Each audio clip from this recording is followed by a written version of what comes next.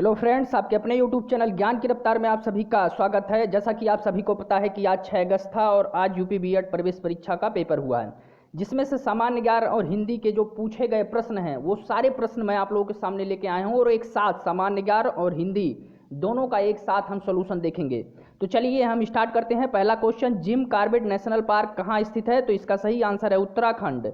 आपको पता है इसको पहले हैली नेशनल पार्क के नाम से जाना जाता था। द इंडिया गर्ल के लेखक कौन है? तो चेतन भगत। ये कहाँ गया? ये ऊपर थोड़ा सा हमको चलना पड़ेगा। ये चेतन भगत जैसा कि इसमें दिया हुआ है। यदि आपको इसका पीडीएफ चाहिए तो आप मेरे टेलीग्राम चैनल ज्ञान की रफ्तार में धीरज पांडे पे जुड़ सकते हैं और वहां से इसका पीडीएफ प्राप्त कर सकते हैं। मैंने अपने टेलीग्राम चैनल का लिंक अपने वीडियो के डिस्क्रिप्शन बॉक्स में दे दिया है। आप वहां पे जाके क्लिक करके मेरे टेलीग्राम चैनल से जुड़कर इसका पीडीएफ प्राप्त कर सकते हैं।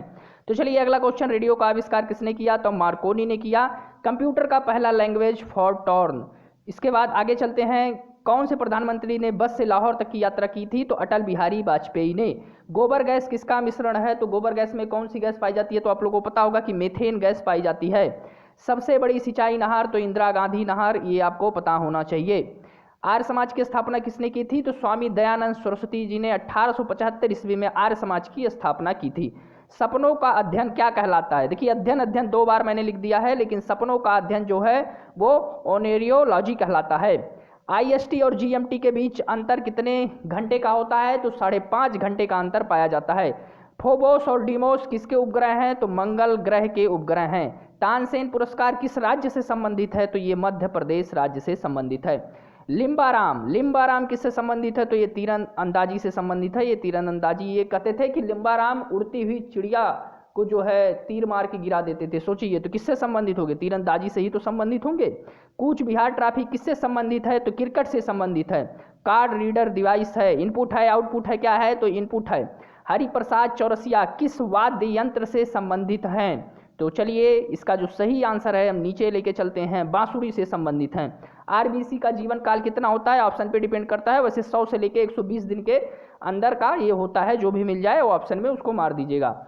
2019 में केंद्र शासित प्रदेश कौन बना? तो जम्मू कश्मीर और लद्दाख बना। आपको पता है कि 5 अगस्त 2019 ईस्वी को 2019 को जम्मू कश्मीर और लद्दाख को केंद्र शासित प्रदेश घोषित किया गया था, लेकिन 31 अक्टूबर 2019 को ये पूर्ण रूप से केंद्र शासित प्रदेश बन गया था। और बाकी दादर नगर हवेली और दमन दीव दोनों एक संयुक्त केंद्र शासित प्रदेश बने हुए हैं। तो इस समय कितने राज्य? 28 राज्य। और केंद्र शासित प्रदेशों की संख्या की बात करें तो 8 केंद्र शासित प्रदेश हैं, क्योंकि 9 हुए थे लेकिन दादर नगर हवेली और दमन दीव एक में जुड़ गए हैं। चलिए आगे क्वेश्चन, आग बुझाने के लिए किस गैस का प्रयोग किया जाता है? तो कार्बन डाइऑक्साइड का। कोरोना वायरस सबसे पहले कहाँ पाया गया? केरला में पाया गया। चाल का मात्रक क्या है? तो चाल का मात्रक क्या है? मीटर पर सेकंड है। केबुल लामजो नेशनल पार्क कहाँ स्थित है? तो मणिपुर में स्थित है। स्वास्थ्य दिवस कब मनाया जाता है? तो 7 अप्रैल को मनाया जाता है। प्लासी का युद्ध कब हुआ? तो 23 जून 1757 ईस्वी में प्लासी का युद्ध लड़ा गया। आगे हम चलते हैं, भारत में ऊंट मेला कहाँ लगता है? तो भारत में ऊंट मेला यानी कि पुष्कर मेला के नाम से जाना जाता है, यह राजस्थान में लगता है। और पुष्कर में ही ब्रह्मा जी की एकमात्र ऐसी मंदिर है जो पुष्कर में पाया जाता है भारत में। पेंसिल किससे बना होता है? ग्रेफाइट से बना होता है। बचपन में पढ़ा होगा आप लोगों ने। ओलंपिक में पहली महिला पदक विजेता कौन है? तो कर्णम मल्लेश्वरी हैं। किसमें? रेसलिंग से संबंधित थी। अंडमान निकोबार की सबसे ऊंची चोटी कौन सी है? तो सैंडल पीक है। सबसे अधिक जौ उत्पादन किस राज्य में होता है? देखिए इसमें क्या है कि कहीं कहीं मध्य प्रदेश देखने को मिलता है, कहीं कहीं राजस्थान।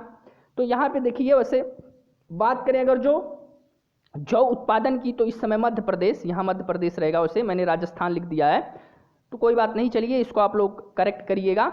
मिल्क दिवस कब मनाया जाता है? 26 नवंबर को मनाया जाता है। कौन? राष्ट्रीय मिल्क दिवस। लेकिन बात करें अगर जो हम किसका, विश्व मिल्क दिवस का, तो वो 1 जून को मनाया जाता है।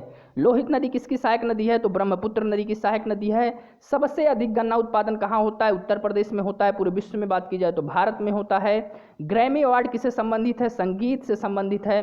तानसेन पुरस्कार किससे संबंधित है? देखिए राज्य अगर जो कहे तो मध्य प्रदेश राज्य से संबंधित है तानसेन पुरस्कार। लेकिन अगर जो पूछा जाए संगीत किस क्षेत्र से संबंधित है, तो संगीत से। किस राज्य से संबंधित है? तो मध्य प्रदेश से।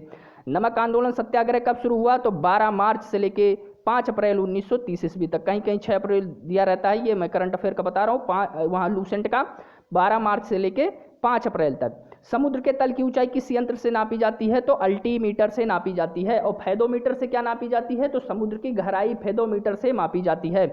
सिक्किम को किस संविधान संशोधन द्वारा जोड़ा गया? तो 36वां संविधान संशोधन विधेयक जो था 23 अप्रैल 1975, इसमें सिक्किम को जोड़ा गया था। यूएनओ का मुख्यालय कहाँ है? न्यूयॉर्क में स्थित है। 24 अक्टूबर 1945 को यूएनओ की स्थापना की गई थी। कपास के लिए किस मिट्टी का उपयोग किया जाता है? तो काली मिट्टी का उपयोग किया जाता है कपास के लिए।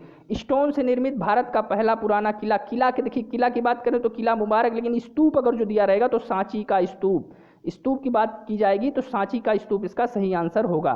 चलिए अगले क्वेश्चन पे चलते हैं। विश्व की पहली मिस वर्ल्ड कौन थी? विश्व की बात किया जा रहा है, अगर जो भारत की बात की जाए तो रीता फारिया, और विश्व का बात किया जाए तो रिचार्ड कैवेंडिश। किस रक्त समूह में एंटीबॉडी नहीं पाया जाता है? तो AB रक्त समूह में एंटीबॉडी नहीं पाया जाता है। विश्व का सबसे बड़ा महासागर कौन सा है? तो पैसिफिक ओशियन, यानी कि प्रशांत महासागर। विश्व विकास सूचकांक 2020 में भारत का कौन सा स्थान है? तो 131वां स्थान है। अंडर 19 2020 का विश्व कप किसने जीता? बांग्लादेश ने जीता। कौन कौन फाइनल में था?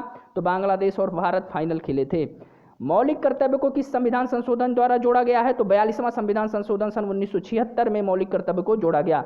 सुप्रीम कोर्ट कितने प्रकार की रिट जारी कर सकता है? तो आर्टिकल 32 के तहत सुप्रीम कोर्ट 5 प्रकार की रिट जारी कर सकता है। यहाँ से हिंदी स्टार्ट होता है, हिंदी ध्यान से सुनिएगा, ये हिंदी शुरू हो गया है आपका। लीजिए पहला क्वेश्चन, मानक हिंदी में कितने स्वर और व्यंजन हैं? तो 11 स्वर 41 व्यंजन हैं, यानी कुल वर्णों की बात की जाए तो 41 11 52 हुए।